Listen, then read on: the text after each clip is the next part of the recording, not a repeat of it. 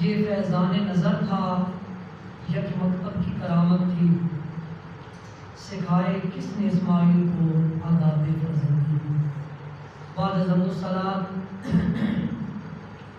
انتہائی واجب القدر بسط ادب و احترام جملہ معزز حاضرین و سامعین، میرے کریم پروردگار عالم اللہ رب العالمین کا بے پناہ لطف و کرم، انعام و احسان، فضل خاص کہ جس وحدہ لا شریک ذات نے اپنے پیارے محبوب سرکار مدینہ سرور قلب و سینہ حضور حضرت محمد مصطفیٰ احمد مجتبی صلی اللہ علیہ وآلہ وسلم کی مبارک وسیلہ سے انتہائی متبرک اور پاکیزہ گھڑیاں جمعۃ المبارک عطا فرمایا۔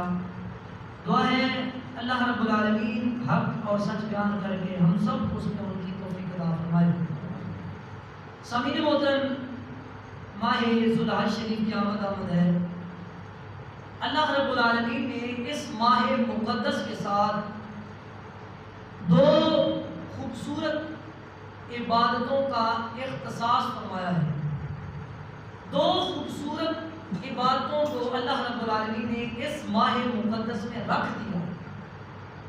ان دو عبادتوں میں سے پہلی عبادت ہے حج بیت اللہ، بیت اللہ شریف کا، خانہ کعبہ شریف کا حج کرنا۔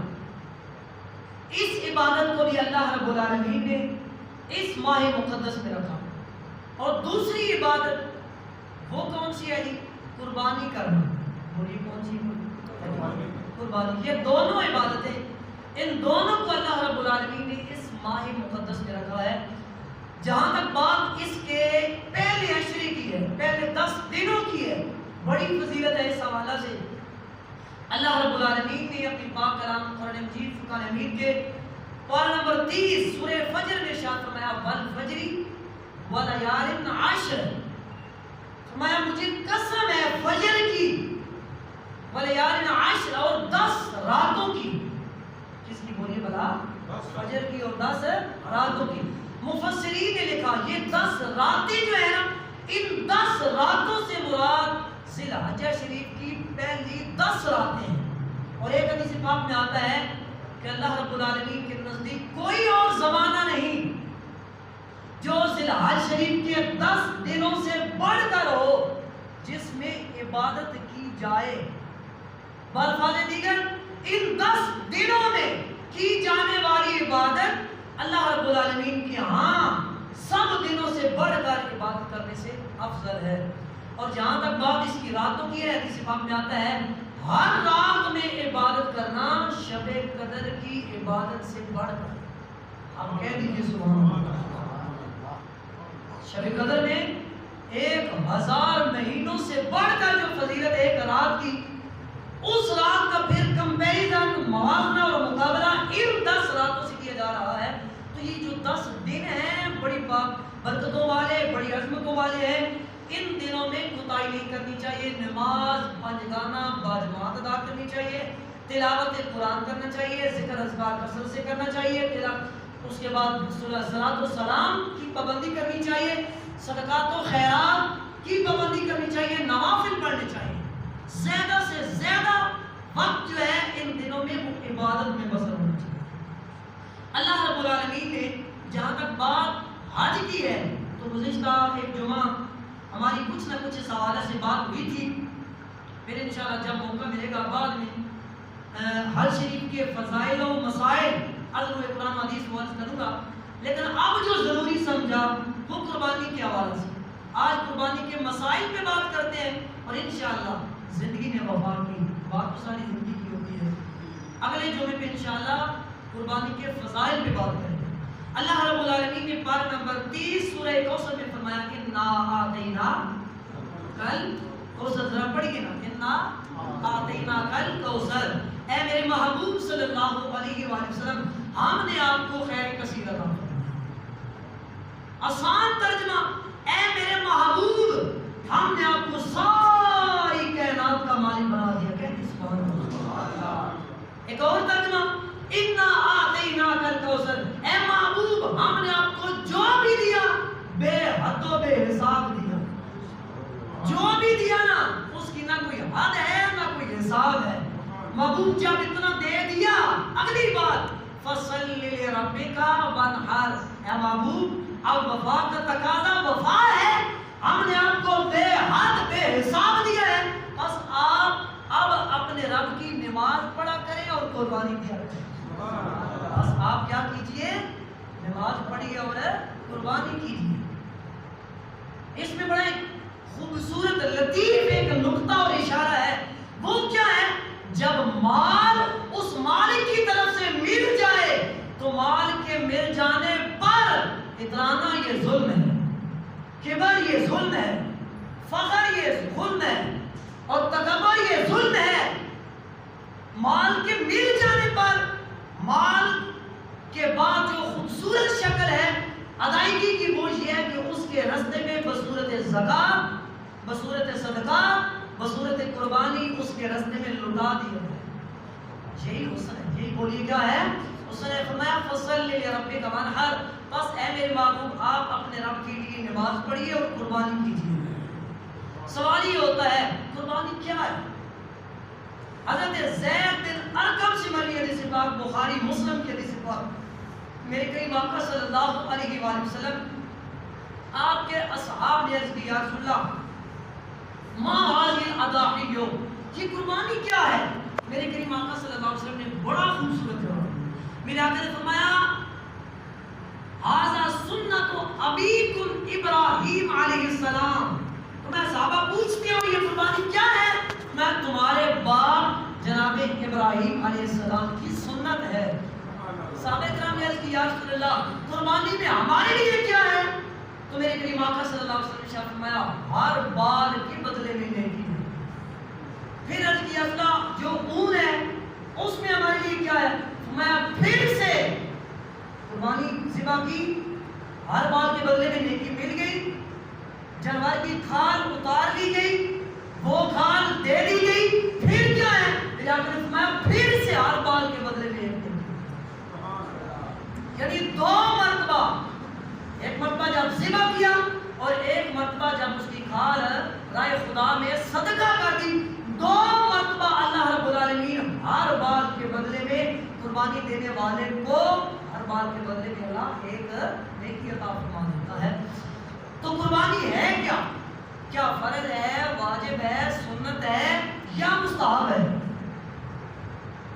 اس حوالے سے فقہاء کے مختلف اقوال ہیں، ہم ان سب اقوال کو اختصار کے ساتھ ادروئے قرآن و حدیث دیکھیں گے۔ امام اعظم ابو حنیفہ رحمۃ اللہ علیہ جو سب سے بڑے فقہ امام، آپ کے نزدیک قربانی کرنا یہ واجب ہے۔ بولیے کیا ہے بھلا؟ واجب ہے۔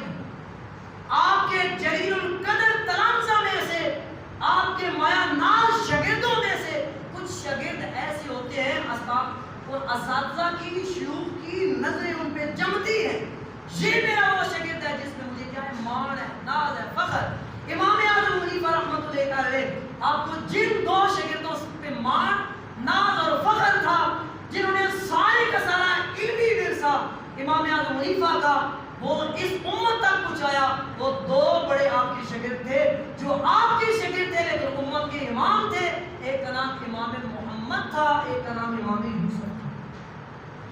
آپ کے اقوال کے مطابق قربانی کرنا یہ سنت مؤکدہ ہے۔ بولیے کیا ہے جی؟ بولے نا ذرا، بولیں گے مسئلہ آسان ہو جائے گا۔ کیا ہے جی؟ سنت مؤکدہ۔ آپ کے قول کے مطابق یہ واجب ہے، آپ کے دونوں شاگردوں کے قول کے مطابق سنت مؤکدہ ہے، اور امام شافعی رحمۃ اللہ علیہ آپ کے نزدیک قربانی کرنا نہ فرض ہے نہ واجب ہے، مریائی نہیں، میں آپ کو حقیقت بتا رہا ہوں، نہ فرض ہے نہ واجب ہے نہ سنت مؤکدہ ہے، بلکہ آپ کے نزدیک قربانی کرنا یہ مستحب ہے۔ اور یہ کیا ہے جی؟ مستحب۔ فصلی لربک وانحر، اے میرے محبوب آپ قربانی کیجئے اور اپنے رب کے لیے نماز پڑھیے۔ اس آیت کریمہ کے سب سے پہلے مخاطب میرے آقا ہیں، پھر اس آیت کریمہ کا ہر بندہ مومن مخاطب ہے، ہر بندہ مومن کو حکم ہے کہ بس تو اپنے رب کے لیے نماز پڑھا کر اور اس کے راستے میں کیا کیا کر؟ قربانی۔ اب جب کہ ہمارے سامنے یہ دو تین باتیں آ گئی، قربانی واجب کا بھی سن لیا، سنت کا بھی سن لیا، مستحب کا بھی سن لیا،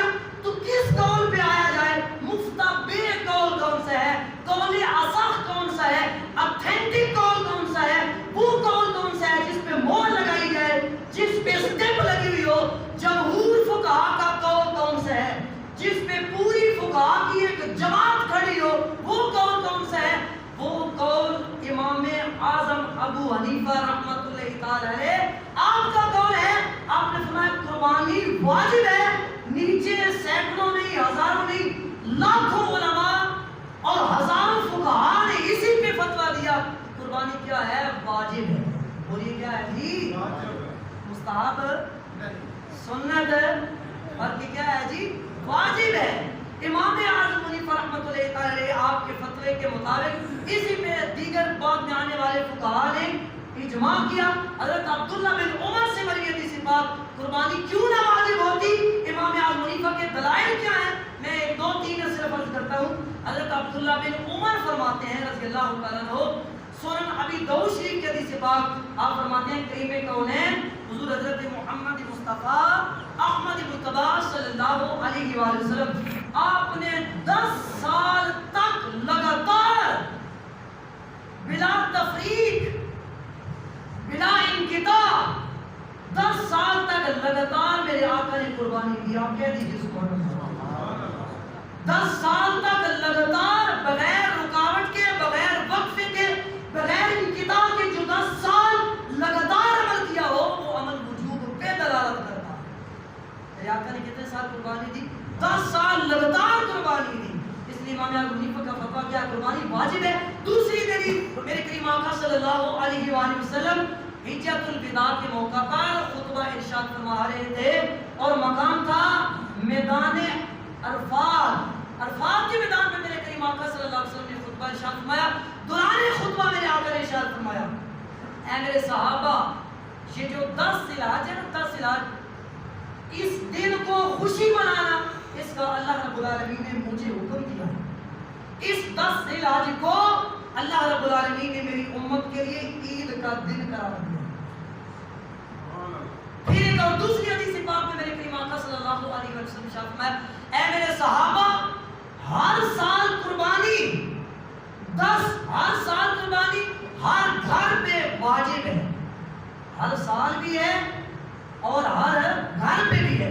اب میں اس کی جلدی ذرا توضیح کر دوں کہ ہر گھر پہ جب کہا جائے تو یہ اعتراض نہ ہو جائے ہر گھر پہ، پھر فقیر کا کیا بنے گا؟ جو صاحب استطاعت نہیں ہے، جو ماڑا بند ہے، اس کا کیا بنے گا؟ اب اس کی تصریف فقہاء کے اقوال سے اور دیگر احادیث سے جب ان سب کو یکجا کیا جائے، جس کے لیے قربانی کے وجود کی چند شرائط ہیں، جب وہ ساری کی ساری شرائط پائی جائے تب قربانی واجب ہوگی. ان شرائط میں سے ایک شرط بھی مفقود ہو نہ پائی جائے، وہ شرط رہ جائے، قربانی واجب نہیں ہوتی. وہ شرائط کیا ہیں؟ سب سے پہلی شرط یہ بندہ مسلمان ہو. بولیے پہلی شرط کیا ہے جی؟ بولے ذرا کیا ہے جی؟ مسلمان. غیر مسلم پہ قربانی واجب نہیں. دوسری کی بندہ مقیم ہو. یہ بات بڑی میں واضح اور کھلے لفظوں میں عرض کر رہا ہوں. مقیم ہو. مسافر پہ قربانی واجب نہیں ہے، اور مسافر بے شک صاحب استطاعت ہو. مسافر ارب پتی اور گھرب پتی کیوں نہ ہو، اس پہ قربانی واجب. قربانی کی دوسری شرط یہ کہ مقیم ہوئے، اپنے گھر میں ہوئے، اپنے علاقے میں ہوئے. یہ دوسری شرط ہے مقیم ہونا. تیسری شرط ہے آزاد ہونا. غلام پہ قربانی واجب نہیں. یہاں غلام سے مراد یہ آج کے دور کے غلام نہیں ہیں جو اپنی مرضی سے مالک کے پاس جاتے ہیں، اپنی مرضی سے واپس چلے جاتے ہیں، 2 3 4 8 گھنٹے کام کرتے ہیں پھر چلے جاتے ہیں. یہ غلام نہیں ہے. پہلے دور میں غلام ہوتے تھے لوگ، بڑے جو لوگ ہوتے تھے صاحب ثروت، صاحب اقتدار جو ہوتے تھے، مالے لوگوں کو خرید لیتے تھے اور اپنے پاس رکھتے تھے. 24 گھنٹے رکھتے تھے، ہر کام ان سے کرواتے تھے، اور وہ اکیلے ان کے مالک ہوتے تھے. وہ جو بندہ ان کے زیر کفالت ہوتا تھا، ان کے پاس ہوتا تھا، وہ اپنے مالک کی مرضی کے علاوہ کہیں جا سکتا نہیں تھا. وہ بندہ غلام تھا. وہ جو غلام ہے اس پہ بھی قربانی واجب نہیں. جو کیا ہو غیر مسلم اس پہ واجب نہیں. جو مسافر ہے اس پہ واجب نہیں. جو غلام ہے اس پہ واجب نہیں ہے. جو نابالغ بچہ ہے چھوٹا اس پہ بھی واجب نہیں ہے. جو مجنون ہے، دیوانہ ہے، پتہ ہی نہیں ہے کہ یہ کھرا کھوٹا ہے، اس کی تمیز نہیں کر سکتا، اگر موف ہو چکی ہے اس پہ بھی قربانی واجب نہیں ہے. مسلمان ہو تب واجب ہے، مقیم ہو تب واجب ہے، صاحب استطاعت ہو تب واجب ہے، اس کے علاوہ آزاد ہو تب واجب ہے. جب یہ ساری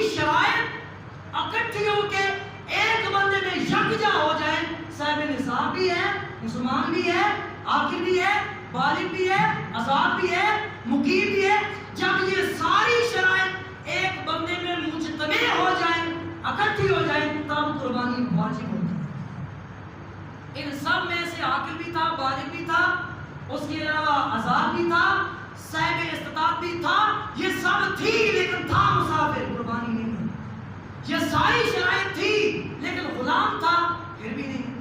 ساری شرائط تھی لیکن کیا ہے، صاحب استطاعت نہیں ہے، پھر بھی نہیں ہے۔ جب یہ ساری شرائط پوری ہو جائیں تب قربانی کیا ہے جی، واجب ہے۔ سوال یہ ہوتا ہے کہ جانور ہے جی، اس کا یہ تھوڑا سا کان اس کا کٹا ہوا ہے، یا یہ جو ہے اس کا سینگ یہ کٹا ہوا ہے، یہ چل نہیں سکتا، تھوڑا تھوڑا لنگڑاتا ہے، کیا یہ قربانی لگ سکتا ہے؟ بہت سے طرح کے سوال ہیں۔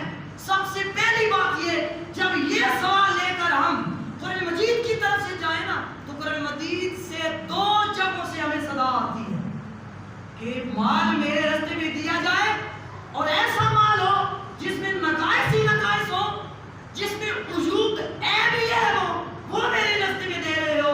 اگر میرے راستے میں ایسا مال دیا جا رہا ہے تو پھر سنو، لن تنالوا البر حتى تنفقوا مما تحبون، فرمایا ہرگز کوئی بندہ اس وقت تک کامل نیکی نہیں پا سکتا جب تک وہ چیز جس سے وہ سب سے بڑھ کر محبت کرتا ہے وہ میرے راستے میں خرچ نہ، وہ میرے راستے میں بولی کیا نہ کرے۔ آگے فرمایا وما تنفقوا من شيء فإن الله به عليم، جو چیز بھی تم اللہ کے راستے میں دیتے ہو اللہ تعالیٰ خوب جاننے والا ہے۔ بکری کون سی دے رہا ہے، بھیڑ کون سی دے رہا ہے، بیل کون سا دے رہا ہے، یہ تو پھر محنت بھی اس ذہن، اس سوچ، اس نیت کے مطابق بنے گا۔ میری 10 بکریاں ہوں، 10 گائے ہوں، 10 اونٹ ہوں، ان 10 اونٹوں میں سے، 10 گائے میں سے، 10 بکریوں میں سے جو سب سے مریم ہو وہ میں نکالوں، جو سب سے ماڑی ہو میں وہ نکالوں، جو سب سے قیمت میں کم درجے کی ہو وہ نکالوں، پھر وہ اللہ کے راستے میں دوں؟ نہیں، ایسے بات۔ دوسری جگہ سے صدا آتی ہے 12 نمبر 23 سے، دیکھیے میرا پیارا خلیل کیسا تھا، تمہیں بھی مال دیا، انہیں بھی مال دیا، جب بات آزمائش کی آئی تو جو انہوں نے میرے راستے میں قربان کیا، گائے زیادہ بڑی لگتی تھی وہ دے دی، میں نے کہا نہیں، اونٹ زیادہ بڑے لگتے تھے وہ دے دی، میں نے کہا نہیں، اور آخری سٹیپ پہ جو ان کا نور عین تھا، جو ان کے قلب کا قرار تھا، ان کا بیٹا تھا حضرت اسماعیل، وہ لا کے میرے راستے میں اب ان کی گردن پہ چھری رکھ رہے ہیں۔ یہ 12 نمبر 23 سورہ صافات کا دیا ہوا سبق ہمیں یہ ہے، قربانی میں جانور وہ دیا جائے جو دیکھا جائے تو دل باغ باغ ہو جائے، اچھا جانور ہو، بھلا جانور ہو، دینا جائے اس کے راستے میں، جب دیا اچھا جائے تو صلہ بھی کیا ملتا ہے، اچھا ملتا ہے۔ میں ایک حدیث پاک پہ اختتام کر رہا ہوں، حضرت براء بن عازب رضی اللہ تعالیٰ عنہ، آپ سے مری حدیث پاک، آپ سے حضرت خبیب بن فیروز نے پوچھا حضور سن دسو ایک قربانی تے کیڑے کیڑے جانور لگ رہے تھے؟ آپ نے فرمایا کہ ایک مرتبہ حضور نبی کریم صلی اللہ علیہ وآلہ وسلم نے حضرت براء بن عازب کے لفظ ہمیں خطبہ ارشاد فرمایا، اور دوران خطبہ میرے آقا نے فرمایا 4 جانور ایسے ہیں جن کی قربانی نہیں ہو سکتی۔ بولیے کتنے جانور ہیں؟ ذرا بولو۔ 4 جانور۔ یوں اشارہ کیا، یوں اشارہ کیا، یوں اشارہ کیا۔ یہ مقام محبت دیکھیے حضرت براء بن عازب کا، یہ مقام تعظیم و تکریم دیکھیے حضرت براء بن عازب کی۔ یوں اشارہ کیا کہ سرکار نے گنوائے تھے، یوں جب مجمع میں اشارہ کیا تو کہا حضور کے ہاتھ میرے ہاتھوں سے خوبصورت تھے، حضور کے ہاتھوں کی انگلیاں میری انگلیوں سے خوبصورت تھی، وہ بڑی تھی، حضور کی انگلیوں کے پورے میری انگلیوں کے پورے سے بھی بڑے تھے۔ کہیں یوں کہ جب حضور نے ہمیں اشارہ کر کے بتایا تھا اور میں براء بن عازب جب ان کو بتاؤں تو میرے بتانے میں کہیں حضور کی مماثلت نہ ہو جائے، حضور کی برابری نہ ہو جائے، وہاں براء بن عازب اپنے سینے میں وہ ایمان کا پہاڑ لیے بیٹھے تھے اور یہ اشارے کی برابری بھی نہیں کہتے تھے۔ یہاں ہمارے ایمانوں کا اتنا بیڑا غرق ہو چکا ہے، اتنا بیڑا غرق ہو چکا ہے، ہم کہتے ہیں حضور کے ساڑھے جہنائے، حضور کے ساڑھے جہنائے۔ یہاں براء بن عازب جانور گنوا رہے ہیں کہ یہ جانور ہو ان میں قربانی، یہ نقائص، یہ عیوبات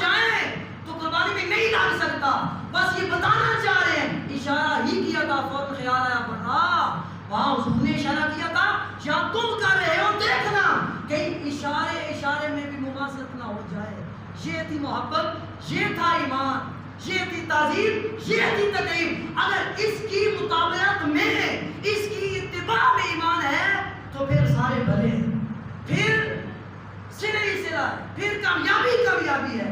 اگر صحابہ کے ایمان اور صحابہ کی تعظیم و تقریب سے ٹکرائیں گے ہمارے نظریات، ہمارے افکار ٹکرائیں گے، ہمارے ایمان کی جو جتنی بھی جہتیں ہیں، سمتیں ہیں، وہ ٹکرائیں گی، ہمارے پلے کچھ نہیں رہے۔ آئیے اپنے مقصود کی طرف آتے ہیں۔ براء بن عازب نے کہا حضور نے 4 جانور گنوائے، فرمایا پہلا وہ جانور جس کا اندھا پن، کانا پن ظاہر ہو جائے وہ جانور نہیں لڑ سکتا۔ دوسرا سرکار نے فرمایا وہ جانور جس کی مرض، بیماری ظاہر ہو جائے وہ جانور نہیں لڑ سکتا۔ تیسرا جانور وہ جو لنگڑا جانور ہو، جس کا لنگڑا پن ظاہر ہو جائے وہ نہیں لڑ سکتا۔ چوتھا جانور وہ جس کی ہڈیوں میں سے گودا ختم ہو جائے، اتنا لاغر، اتنا مریل، اتنا نحیف ہو چکا ہو کہ وہ خود چل کے قربان گاہ تک نہ جا سکے، وہ بھی قربانی نہیں کر سکے۔ قربان گاہ تک جانے کا کیا مطلب؟ جہاں ہم نے کروانا ہے وہ جانور، اس کو اٹھایا، خود چل کے نہ جا سکے، ایسا جانور بھی نہیں کر سکے۔ جن جانوروں میں یہ ساری عیوب نہ ہو، کانا نہ ہو، اندھا نہ ہو، بہنگا نہ ہو، کان کٹا نہ ہو، دم بریدہ نہ ہو، اس کے سینگ کٹے ہوئے نہ ہو، مریل نہ ہو، بہت زیادہ لاغر نہ ہو، ان سارے نقائص سے جو اچھا جانور ہو، وہ جانور اللہ رب العالمین کے راستے میں پیش کرنا چاہیے۔ ان اللہ لا ينظر الى اموالکم ولا صورکم، حدیث پاک میں حضرت ابو ہریرہ رضی اللہ عنہ سے مروی حدیث پاک، میرے کریم آقا صلی اللہ علیہ وسلم نے فرمایا اللہ رب العالمین تمہاری صورتوں کی طرف کوئی نہیں دیکھتا، اور اللہ رب العالمین تمہارے مالوں کی طرف کوئی نہیں دیکھتا، ولیکن ينظر الى قلوبکم واعمالکم، فرمایا اللہ دیکھتا ہے تمہارے دلوں کی طرف، اللہ دیکھتا ہے تمہارے اعمال کی طرف۔ نہ اللہ کو جل جلالہ ہمارے اموال کی ضرورت ہے، نہ اللہ کو ہماری ظاہری صورتوں کی ضرورت ہے، اللہ کو ضرورت ہے تو ہمارے دلی اور قلبی ارادوں کی ضرورت ہے۔ دعا ہے اللہ رب العالمین ہمیں حقائق کو سمجھ کر اس پہ عمل کی